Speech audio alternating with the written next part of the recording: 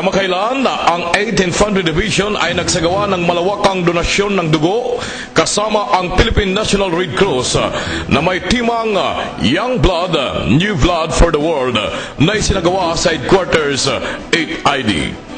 Ang nasabing gawain na ito ay dahil sa pagkipag-ugnayan ng Philippine National Red Cross Leyte Chapter sa pangunguna ni Dr. Michiko Malo de Modisto, Blood Bank Physician, at sa pagkipagtulungan ng 8ID Camp Lucban Station Hospital sa pangunguna ng kanilang commanding officer, Lieutenant Colonel George Benavides. Ang malawakang donasyon ng dugo ay galing sa mga kasundaluhan mula sa iba't ibang opisina ng 8ID, kasama na rin pati ang mga estudyante ng Restructured Reenlistment Training Class 80-12 na kung saan ito ay umabot sa 31,500cc ng dugo ang naipon mula sa mga sundalong nagbigay upang makatulong sa ating mga kababayan na mga ngailangan kung sakali man.